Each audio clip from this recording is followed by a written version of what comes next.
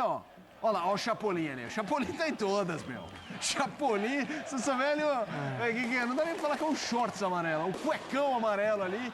Opa! Temos imagem do Flamengo já já na Neoquímica Arena, tem correria, hein? Marcela, Rafael e Elton Cé fugindo do esguicho. É, virou esguicho aí, não é irrigação. Quando acerta, nosso time é esguicho. Vamos lá, aí a festa da torcida, momento bonito. A torcida tem cobrado muito.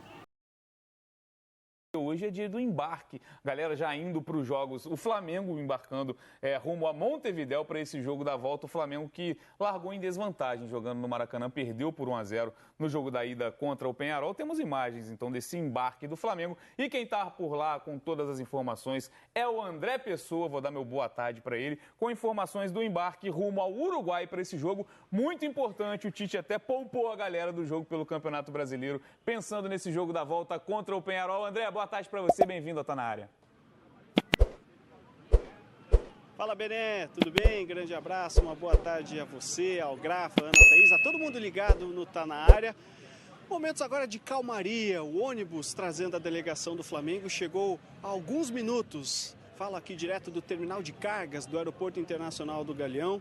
Flamengo que treinou pela manhã no CT Ninho do Urubu, por volta das 3h30 da tarde, saiu do CT lá na zona oeste do Rio de Janeiro, rumo ao Galeão. Trajeto que demorou um pouquinho, porque olha, tinha mais gente que o esperado nesse Aeroflá.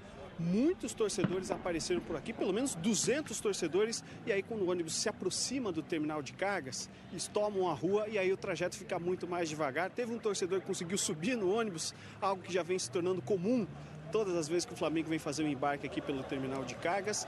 Torcedores que receberam o Flamengo ao gritos de "Vamos virar Mengo", mostrando um pouquinho de apoio. Claro, a gente teve alguns gritos, alguns xingamentos contra o técnico Tite nessa chegada do ônibus, mas foi um clima muito mais de apoio dos torcedores que vieram dar esse último apoio, essa última força ao Flamengo. Tinha bandeirão, bateria, fogos de artifício, foi uma festa bacana realizada.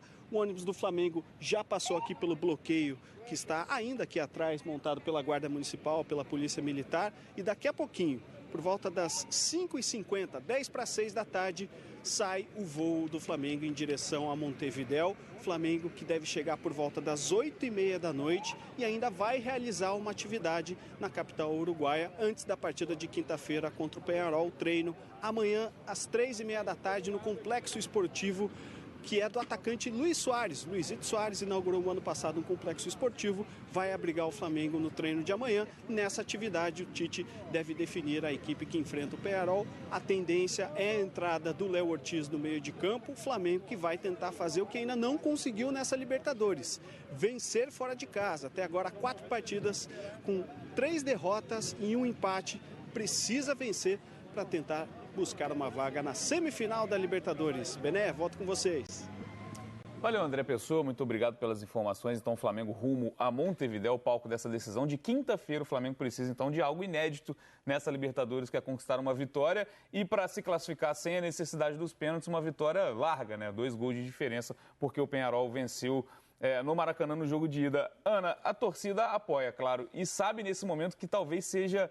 a gente usa muito esse clichê de jogo do ano ao longo das temporadas, mas nesse momento é logo depois de o Flamengo praticamente, não vou falar matematicamente, porque a gente sabe que o Campeonato Brasileiro pode preparar surpresas, mas nesse momento em que o Flamengo praticamente se livra, se isola da briga pelo título brasileiro. Então a Libertadores acaba sendo, já é o grande desejo, né, temporada após temporada, mas um jogo que tem essa cara de final para o Flamengo. O torcedor sabe muito disso também, né? É surreal o Flamengo com o time que é, com o elenco que tem, mesmo com todas as baixas que teve durante o ano, não ter vencido nenhuma partida fora de casa na Libertadores, né? Eu acho que isso diz muito sobre essa instabilidade de 2024, que veio de 2023. O Flamengo oscilou muito na temporada. Eu acho que desde que acabou a Copa América, praticamente, o Flamengo vem caindo de rendimento. E aí chega nesse jogo importante. Eu acho que... isso é puro achismo, tá? Não tenho nenhuma informação, é puro achismo. Eu acho que é um time que está emocionalmente abalado, sem muita confiança. E agora eu acho que cabe aí à comissão técnica encontrar esse fio de confiança para fazer o time jogar bem fora de casa e voltar com esse resultado. Não é só a vitória, é a classificação, né? Vencer não é o suficiente, o Flamengo tem que classificar. depois de alguma sequência de jogos ruins que o time vem oscilando. A gente não sabe muito qual é o time que o Tite tem em mente, porque tem sempre muitos desfalques, né? Tem sofrido muito com os desfalques do Flamengo, mas esse é um jogo para classificar muito mais do que vencer, né? E aí trazer um pouco de tranquilidade para a reta final da temporada do Flamengo. A gente imaginava, né, Grafite, ao longo dessa temporada, que o período mais complicado para o Flamengo, a gente desenhava como se fosse o período da Copa América. Foi o contrário. Que foi o contrário, exatamente o contrário. Depois da Copa América, claro, tem que contextualizar com a enorme quantidade de desfalques. Talvez um ataque titular ideal do Flamengo hoje está todo no departamento médico. Se você pegar Everton Cebolinha, que vinha bem, está fora. Pedro, Luiz Araújo, o próprio Michael, que chega para ser um substituto do Cebolinha, acaba fora também. Mas mesmo assim, é um elenco que ele demanda essa cobrança maior, de apresentar um melhor futebol, e aí acaba respingando no trabalho do Tite nesse momento. Só recordando que a Copa América é um recorte do Campeonato Brasileiro, né? Na Copa América nós não tínhamos ainda a Libertadores e a Copa do Brasil para o Flamengo. E o Flamengo conseguiu ir bem durante a Copa América, onde todos... o Flamengo vai perder muitos jogadores, aquela coisa, e conseguiu ter uma dinâmica, conseguiu ter bons resultados, o que acabou trazendo uma esperança maior para o torcedor, mas como a Ana falou, né, o comportamento do Flamengo jogando fora de casa em 2024 é muito abaixo do que a gente espera do elenco do que o Flamengo tem. Mas é agora que você vê quem tem elenco e quem não tem. Não é só o Flamengo que está passando por isso, o Atlético está passando, o Palmeiras passou, que foi eliminado, o próprio Corinthians está passando isso, o São Paulo, todos os clubes. Mas acho que eu concordo com a Ana, assim, acho que o Flamengo hoje atuando, acho que está sob muita pressão por parte do torcedor, por parte da imprensa, por conta do elenco, e acaba respingando dentro do campo, né? Os jogadores não conseguindo desempenhar em alto nível, a gente vendo um Pulgar a semana passada que sempre apresentou um bom nível, fazer um jogo muito abaixo do que está esperado. O próprio Flamengo fez um jogo muito ruim a semana passada. Então não é só recuperar... Até mesmo os jogadores que a gente espera mais, o Arrascaeta, o De La Cruz. De La Cruz não conseguiu jogar, defensivamente o Léo Pereira, o Bruno também não foram bem, os Brunos não foram bem, o defensor e o atacante. Foi um jogo muito ruim do Flamengo, mas tem elenco e tem chance para reverter. É difícil, é muito difícil. O Peñarol dificilmente vai sair para o jogo jogando em casa com o placar que ele fez aqui no Rio de Janeiro. O Flamengo vai ter que se desdobrar, como a Ana falou, não só vencer, mas classificar. Vamos dar uma olhada, então, numa comparação que a gente tem sobre a escalação do Flamengo. O Tite, volta a dizer, ele descansou 12 jogadores imaginando esse jogo contra o Peñarol, e o Gabigol também acabou fora dessa viagem para Porto Alegre para enfrentar o Grêmio na última rodada do Campeonato Brasileiro. A gente tem aqui um comparativo da provável escalação do Tite, até imaginando como foi o jogo da ida, e qual é a escalação desejada pela torcida. E aqui eu explico. O GE. Globo abriu uma enquete chamada Você Escala, lá no GE. Globo, na página do Flamengo, 24 horas no ar para o torcedor, com as opções possíveis do Tite, montar o time que o torcedor acha ideal para esse jogo. Então a gente analisa algumas diferenças. Nesse time provável do Tite, a gente tem a dúvida em relação ao Pulgar e ao Léo Ortiz. Então esses 12 jogadores que estão aparecendo, que são os 12 poupados pelo Tite contra o Grêmio, existe essa dúvida, lembrando que o Pulgar foi o titular no jogo da ida no Maracanã e o Léo Ortiz acabou sendo o último reserva a entrar naquele jogo. Então a gente tem aqui esse desenho do time. E a mudança em relação ao que a torcida deseja na enquete do GE. Globo, a primeira está na lateral direita, que seria a entrada do Wesley no lugar do Varela, e aí o Léo Ortiz, né, também ganha essa enquete do Pulgar nessa disputa. E no ataque, o Plata acaba sendo preterido para a entrada do Gabigol. Essa entrada do Gabigol, a gente sabe que o torcedor tem ali um carinho pelo Gabigol, mas a gente sabe que na cabeça do Tite não faz muito sentido nesse momento. Acho que o Gabigol titular não é algo que a gente possa imaginar, mas olhando as pequenas mudanças em relação ao time que a torcida deseja, o que o Tite pode levar a campo, o que tem de mudança relevante na forma de jogar do Flamengo para você, Ana? Ô, Bené, eu gosto das duas escalações, tá? Eu gosto muito realmente das duas porque escalações. Porque ela é retranqueira, viu? E eu sou super retranqueira, eu sou um filhote de Vai ter que Mourinho buscar o resultado. com Simeone. Agora, eu jamais iria para um mata-mata precisando classificar com a dificuldade que o Flamengo tem enfrentado recentemente com o Gabriel no banco. Mas ele não está bem fisicamente, tecnicamente, sei lá, o Tite dá trilhões de justificativas, mas ainda assim é o Gabriel. É o jogador que decidiu Libertadores para o Flamengo e, assim, claro que o jogador não joga com o passado, mas também joga com o passado. Então, eu acho que nesse momento em que a pressão está enorme, o Tite também tem que dividir as responsabilidades. Ele sempre foi muito bom em desarmar tensões nos clubes por onde ele passou, e ele não está conseguindo fazer isso no Flamengo. Se você pegar aí o time que ele teve à disposição desse ano em específico, né, quando o time foi bem na Copa América e quando o time foi mal, agora nesse recorte mais recente, tem jogadores que ele nem trouxe nessa trajetória para cá. Então, eu acho que o Gabriel não pode ser descartado, assim, do nada. Eu sei que tem as questões internas, a gente sabe só 10% da realidade do que vive o Gabriel, mas eu jamais iria para um mata-mata com o Gabriel no banco, improvisando ali o Bruno Henrique. Tem uma outra questão que passa muito pelo De La Cruz, Léo Ortiz e Pulgar, né? Quem é que está bem, que merece essa vaga? O Léo Ortiz talvez seja um dos melhores jogadores do Flamengo nesse recorte recente. Também não começaria um mata-mata com ele no banco. E aí você, assim, bem clichê mesmo, só para dividir a responsabilidade. Porque, tecnicamente, ele vai dar conta. Os jogadores que são aí são talentosos, eles vão dar conta. Mas divide a responsabilidade. O Léo Ortiz é um dos melhores jogadores do momento. Ele tem condições de contribuir para o time buscar o resultado fora de casa. Eu também começaria com ele. E eu não sei se o De La Cruz está com essa bola toda nesse atual momento para, né, bancar de vez como um titular no lugar do Léo Ortiz. Se ele quiser jogar sem o Pulgar, beleza, é uma escolha. Acho que o time fica até um pouquinho mais ousado sem sem o Pulgar ali na cabeça de área. Mas eu não abriria a mão nem do Léo Ortiz, nem do Gabigol. Só que aí é uma opinião muito particular, né? Nem estou interpretando a cabeça do time. Mas você vê a possibilidade, então, de Léo Ortiz e Pulgar. Talvez com a Arrascaeta à frente. Sem o De La Cruz, né? Sem o De La Cruz. Mas aí é aquilo, né?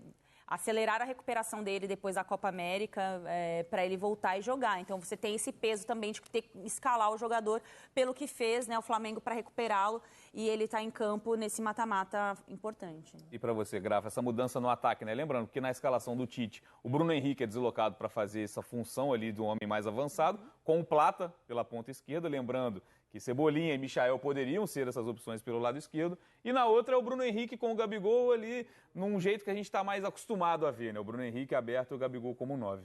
É difícil, assim, você tirar o De La Cruz por conta das últimas atuações dele, talvez pela condição física, Sim. né? Sim. Porque ele já foi muito produtivo durante a temporada. Eu não sei as condições físicas do Gabriel. Eu acho que o Gabriel começar jogando ou não vai muito pela condição física dele. A gente sabe que tem os problemas externos lá, os problemas internos entre ele, o Tite, a diretoria. Mas eu concordo com a Ana, tem que dividir as obrigações, dividir as responsabilidades, treinador, jogadores, que todo mundo tem a sua parcela de culpa e a sua parcela de sucesso quando tudo dá certo. Talvez ali, numa eventual saída do De La Cruz, eu continuaria com o Léo Ortiz e o Léo Ortiz mais centralizado, traria o Gerson um pouco para trás e traria com o Plata pelo lado direito também. O Plata, o Gabigol e o Bruno Henrique também. Não sei, são possibilidades que pode ser feito, mas eu concordo com a torcida também. A escalação da torcida tá legal, tá boa. Tá boa. Nessas horas a torcida, né, E o sabe do que faz. o Flamengo precisa de gols, precisa jogar para frente, precisa sair para o jogo, lógico, precisa tomar cuidado para não tomar gols. Se tomar gol, a busca pela classificação fica mais difícil ainda. Mas o fato de ter o Léo Ortiz no jogo não quer dizer que vai ser defensivamente. O Léo Ortiz sai muito bem pro jogo, assim como o Pulgar sai também, mas não vive um grande momento. Mas eu tô falando com o torcedor também. Esse Flamengo aqui da torcida, acho que para mim seria o ideal. Não sei o que passa na cabeça do Tite a respeito da condição física do Gabriel. E até Agora, mesmo... só uma coisa, Belém, desculpa. Se o Tite entra com essa escalação, ele rasga o diploma Tite dele, né? Porque assim, eu nunca vi o Tite jogar tão faceirinho desse jeito. Abrindo mão de volantes. Ele gosta de sustentar a linha de defesa com uma cabeça de área, né? Com um jogador na cabeça de área. E mesmo que esse jogador saia um pouco mais, mas ele gosta desse tripé, volante e 2 zagueiros. Eu ficaria surpresa se o Tite escalasse o time dessa forma, mesmo o Léo Ortiz fazendo essa função. Mas eu gostei da escalação da torcida. E eu acho que assim, tem a questão física do Gabigol, mas eu não sei. Acho que até se o Gabigol tiver 100% fisicamente, não indica a sequência dele com o Tite que talvez essa seja uma chance, vocês não enxergam assim. Porque se a gente pegar os números, a gente tem até as matérias lá no GE. Globo, o Gabigol foi titular na era Tite 3 vezes esse ano com o Tite. É o 19º jogador mais utilizado. Muito pouco, né? Claro que em alguns momentos por questão.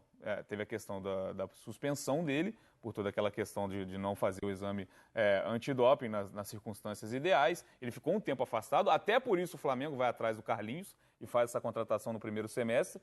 Mas mesmo assim é um jogador que não teve uma sequência com o Tite, né? E lembrando também que o Pedro era um cara também que intocável nesse time titular. Né? O que ele fez em 2024 colocou ele nesse lugar com muito mérito. O Pedro à disposição, a gente jamais estaria questionando aqui a presença do Gabriel em campo ou não. Mas sem o Pedro, Eu acho, na minha opinião, para mim, o Gabriel passou... Acho que esse ano o Gabriel, em momento algum, esteve 100% na sua melhor forma física. Por conta de lesões, por conta da suspensão, que ele não podia nem ir ao clube, não podia treinar. Ele perde o ritmo de jogo, de treino até, né? Por mais que treine sozinho, com preparador físico, só na academia, você perde ritmo de jogo. A situação dele, do Tite, com a diretoria, caso realmente o Tite não quisesse mais ele, a diretoria não quisesse mais ele, já teria o afastado de treinamento, de estar com o grupo. Se ele está com o grupo, ele tem condições de jogar, condições de treinar. Eu acho que ele não joga nesse momento por causa da condição física. Que mesmo o Tite, muita gente falando, o Tite não gosta do Gabriel, o Tite não está de acordo com a... O Tite gosta de ganhar, né? Se o Gabriel estiver ajudando ele a ganhar, ele vai jogar. Ele vai falar assim, eu não gosto do cara, mas o cara vai resolver minha situação dentro de campo. Se ele me entregar em campo, né? Exato. Então, por isso eu bato na tecla. O Gabriel não deve estar 100% fisicamente, não deve estar nas suas melhores condições físicas. Se ele tivesse condições de atuar 70 minutos num alto nível, certamente ele jogaria com o Tite. Se fosse por conta de indisciplina, dos problemas que existem entre Gabigol, Gabriel, Flamengo e Tite, ele já teria sido afastado. Se ele está treinando, se está indo para o jogo, opção, né? Está relacionado, então ele tem condições. É isso, então, uma das dúvidas para esse time. E falar um pouco do Léo Ortiz também, acho que chamou muita atenção no jogo da ida a não escalação do Léo Ortiz. Porque ele não é volante, o Léo Ortiz é contratado como zagueiro, ele, na teoria, brigaria por vaga no time com o Fabrício Bruno, com o Léo Pereira, com o Davi Luiz, enfim. Mas a necessidade do Flamengo, muito por conta de outras lesões que o Flamengo teve ao longo da temporada, até da ausência do Pulgar no período da Copa América, o Léo Ortiz deu muito conta do recado como volante, como primeiro jogador do meio-campo. E aí, num momento em que o Flamengo oscila demais, você tirar um jogador que está numa boa fase, talvez não tenha sido uma boa escolha do Tite para esse primeiro jogo. O Tite confirmou pós-jogo que ele não tinha nenhum problema físico, né? Eu não sei, não vi. Não me lembro de falar de nenhum problema físico. Não lembro.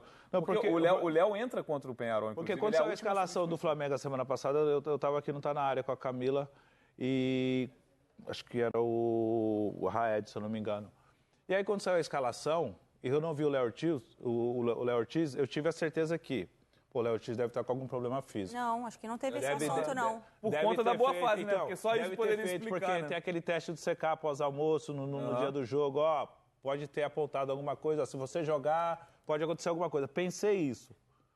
Aí ele não jogou, o Pulgar não fez uma boa atuação, cobraram muito o Tite. Depois eu vi qualquer coisa que perguntaram para ele do Léo Ortiz, ele falou que não tinha nenhum problema físico, foi opção tática dele mesmo. E quando eu achei muito estranho.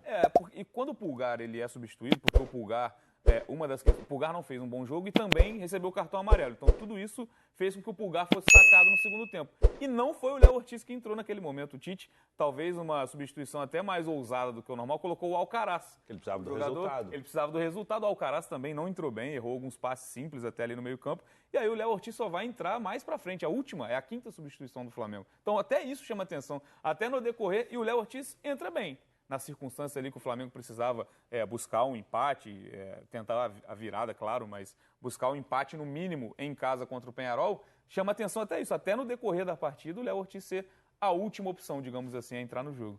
O que eu chamo de incoerência, né? Mas assim, é muito pessoal essa palavra, porque a gente não sabe as relações ali do dia a dia. Jogar para a Neoquímica Arena, que tem uma imagem importante também do Flamengo, que é estar embarcando.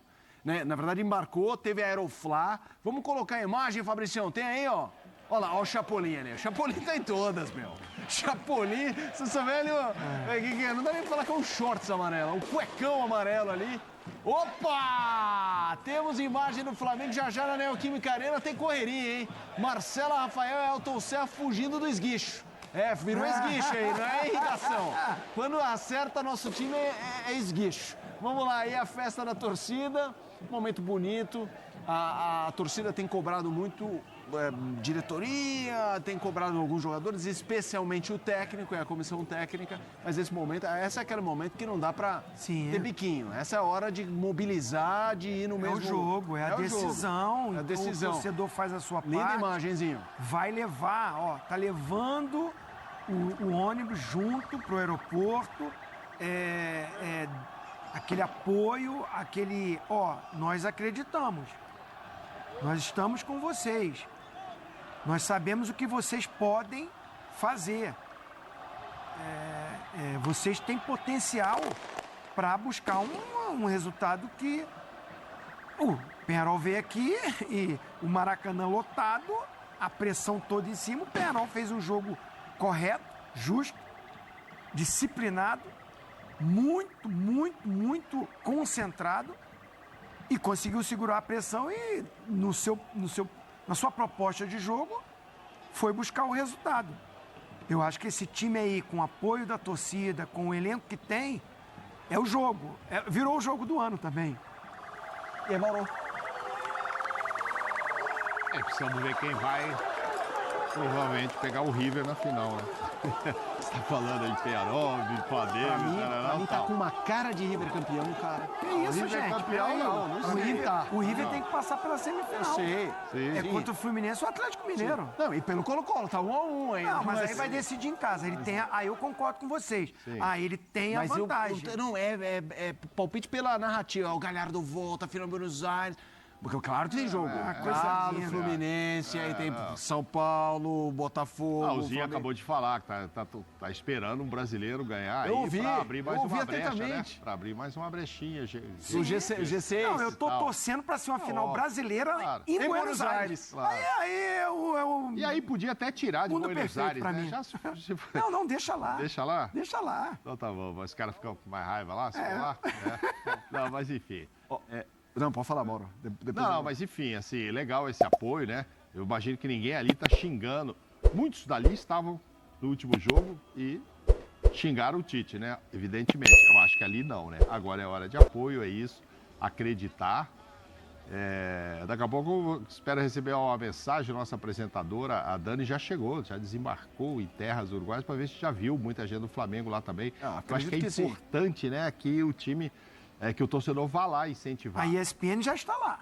Já está com bastante gente. E logo Tem- mais você vai, né, Zinho? Amanhã eu tá lá também tô Mas indo. aí, assim, é difícil? Eu diria que é bastante difícil, não é fácil não, porque foi um baque, né? Foi um baque, todo mundo esperava o Flamengo fazer uma vantagem inicial. Então, assim, Ô, Mauro, não sei se é mais difícil que o Fortaleza ou pro Flamengo. Aí eu deixo para vocês. Ô, Mauro. Porque os dois esperavam ganhar em casa